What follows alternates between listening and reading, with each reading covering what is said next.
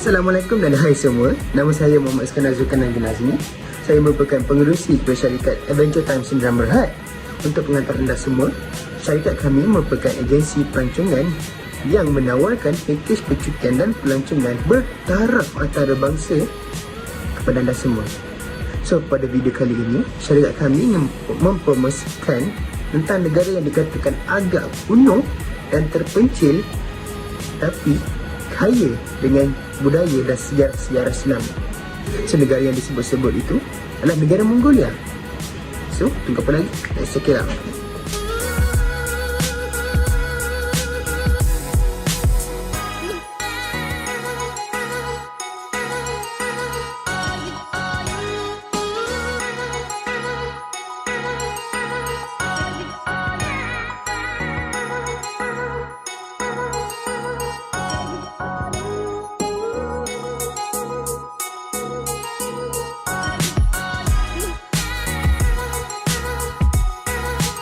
Alright, jom saya mulakan dulu tentang latar belakang negara Mongolia. So, negara Mongolia ni merupakan sebuah negara tanpa pantai dan laut. Yang kedua terbesar di Asia Tengah dan Asia Timur. Mongolia ini juga sebenarnya bersepadan dengan negara Rusia dan negara China. Ibu negara Mongolia ini terletak di Ulaanbaatar. Kalau korang nak tahu, Ulaanbaatar ni adalah bandar yang terbesar di Mongolia. So, dengan keluasan 1.5 juta kilometer persegi, negara Mongolia ini adalah merupakan negara yang ke-19 terbesar di dunia. Dikatakan lebih kurang 30% oleh rakyat Mongolia ni adalah nomad. So, kalau korang nak tahu, nomad ni adalah sebenarnya orang yang sentiasa hidup berpindah randah. So, diorang ni sentiasa berpindah randah dengan bawa kemah dan juga sedikit peralatan khas untuk melangsungkan hidup. Alright, kita proceed pula dengan agama. Agama dekat Mongolia ni secara tradisinya didominasi oleh agama Buddha. Menurut Wikipedia, pada tahun 2020, kira-kira 51% dari 3.3 juta rakyat Mongolia menganut agama Buddha.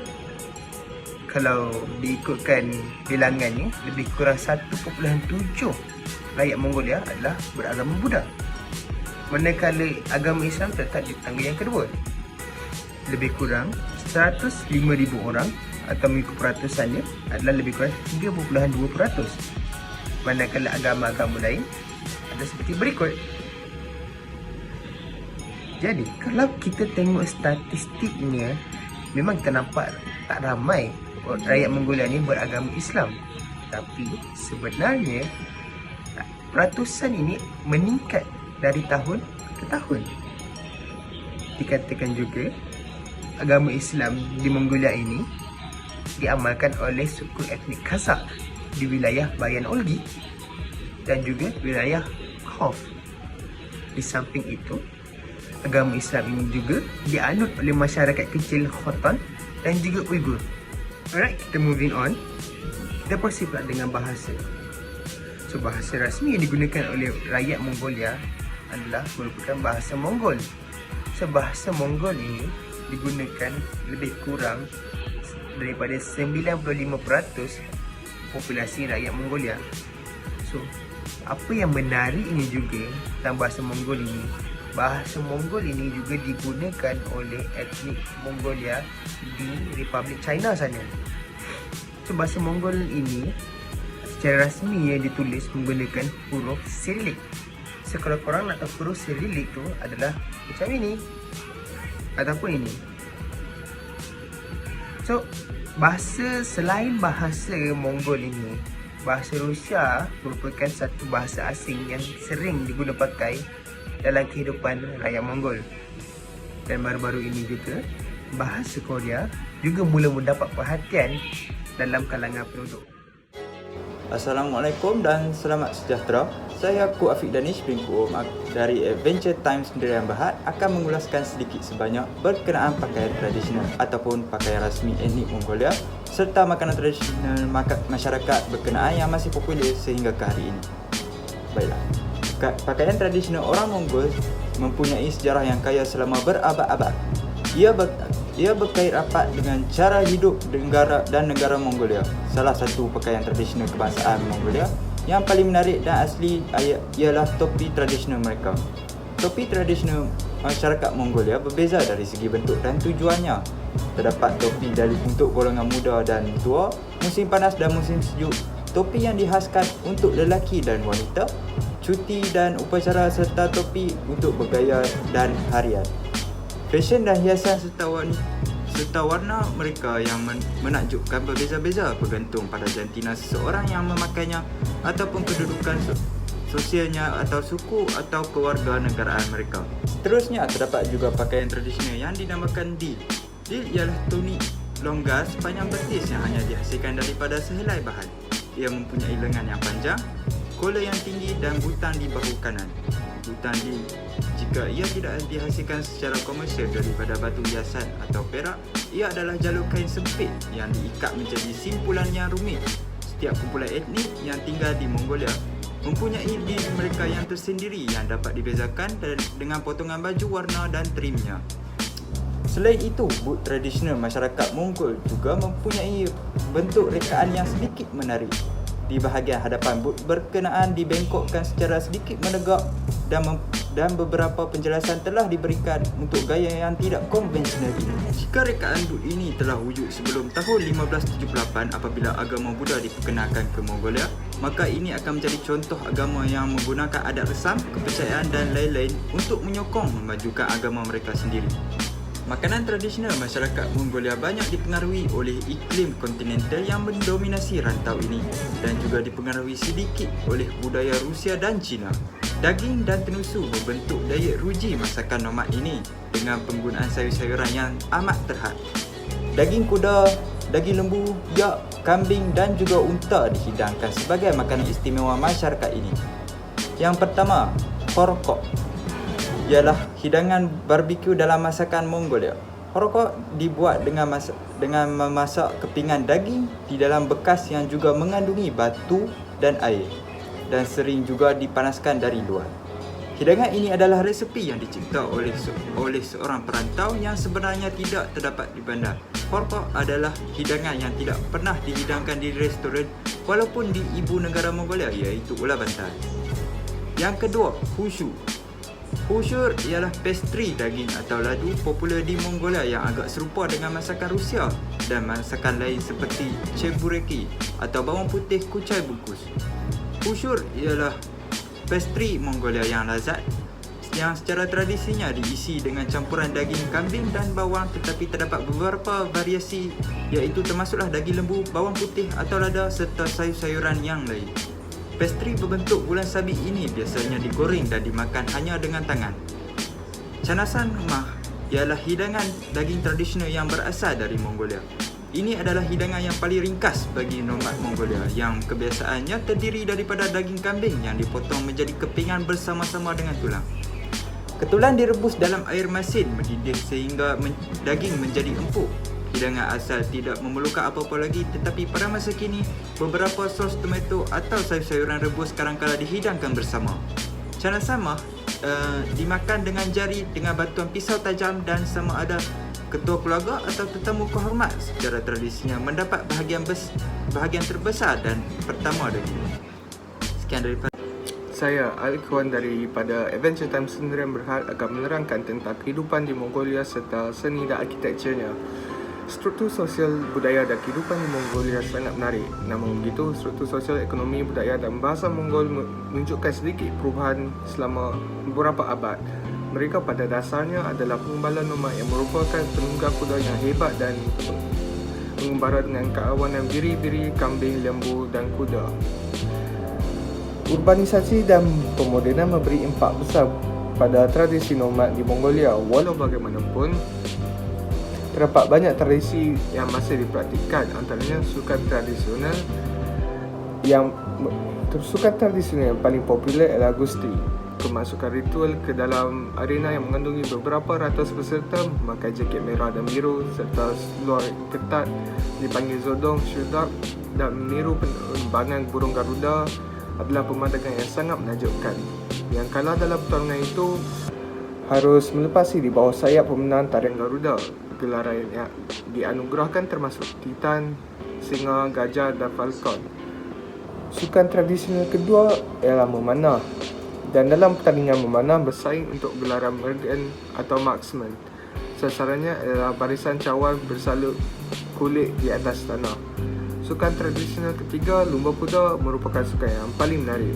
Anak lelaki dan perempuan muda berlumba melintas desa dalam pelbagai jarak sehingga 20 batu atau 32 km. Ia bergantung pada umur kuda, betina dan induk mereka. Sudah terang lagi bersulut kehidupan mereka, walaupun secara nomad sangat menarik. Mereka tinggal di atas tanah bukan kerana keperluan tetapi kerana pilihan. Ini adalah cara hidup walaupun gaya hidup orang Mongol secara tradisi adalah nomad.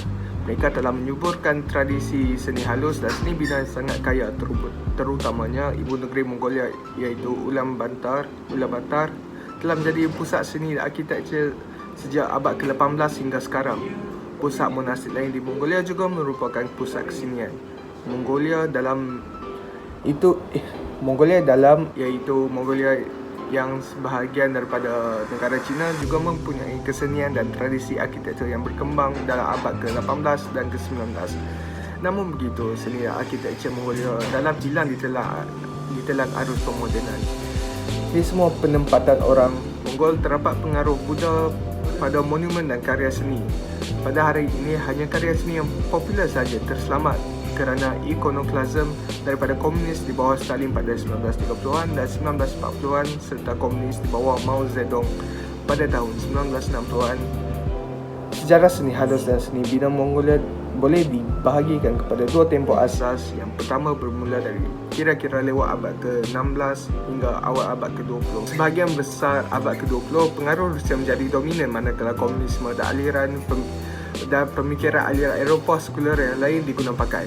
Penguasaan berturut-turut estetika Buddha dan kemudian komunis dan amalan perwakilan dalam seni halus Mongolia, pengaruh Tibet dan China dan kanon Rusia pada seni bidang monumental Mongolia menimbulkan persoalan sama ada Mongolia memang boleh dikatakan mempunyai satu tradisi seni.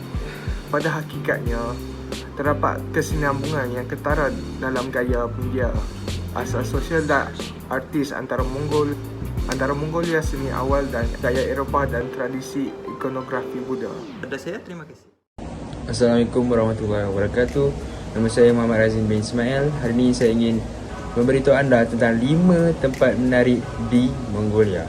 Yang pertama adalah Taman Negara Terels. Ini adalah tempat yang menakjubkan dengan pemandangan udara bersih dan landscape yang indah. Sifat taman ini diwakili oleh pelbagai jenis spesies flora dan fauna, dan tarikan utama di taman ini adalah batu-batu kecil yang mempunyai bentuk-bentuk yang pelik yang hanya boleh dijumpai di Taman Negara Terels ini. Taman Negara Terels ini adalah antara tempat utama yang dikunjungi oleh pelancong-pelancong yang datang ke Mongolia. Yang kedua, Dataran Suh Batar. Dataran Suh Batar ini terletak di tengah ibu kota di hadapan istana kerajaan Saral, Ordon. Di pintu masuk istana ini, anda boleh mengambil gambar dengan latar belakang monumen besar Genghis Khan, iaitu antara orang yang menjumpai negara Mongolia. Di tengah-tengah dataran itu adalah monumen kepada komander-komander dan pemimpin revolusi rakyat Mongolia pada tahun 1921. Dataran ini juga berdekatan dengan Muzium Pusat Dinosaur, iaitu tempat utama Tyrannosaurus Rex hidup. Tempat yang ketiga, Biara Buddha Gandan, adalah salah satu daripada beberapa tempat yang hidup di Mongolia. Di wilayah ini mempunyai hampir 500 kuil yang mempunyai patung Buddha yang besar di setiap kuil. Di tempat ini adalah tempat utama penyembahan Buddha berlaku. Tempat yang keempat, Tugu Genghis Khan. Bila anda pergi ke Mongolia, tempat ini adalah tempat yang wajib kerana Genghis Khan adalah orang yang penting untuk Mongolia. Tugu ini terletak 50 km dari bandar utama Mongolia.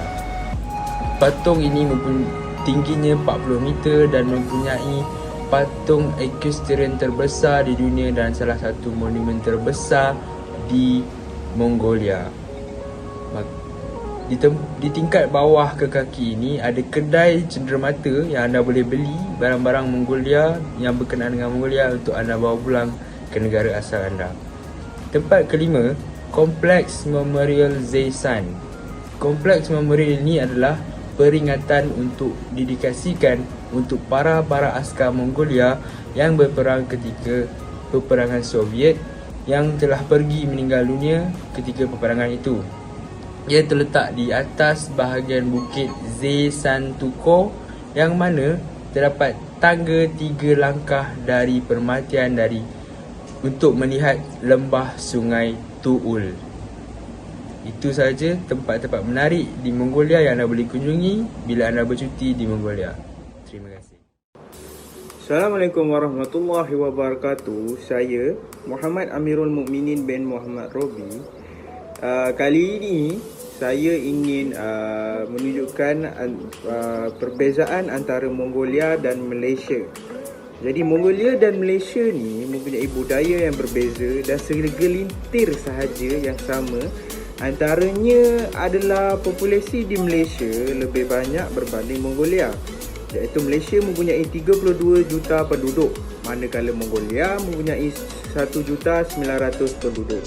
Walau bagaimanapun, keluasan Mongolia lebih besar daripada Malaysia, iaitu 1,500 km persegi. Kerana itu Mongolia adalah negara ke-19 terbesar di dunia, manakala Malaysia pula 329,000 km persegi. Di sini kita sudah nampak perbezaan keluasan antara Mongolia dan Malaysia.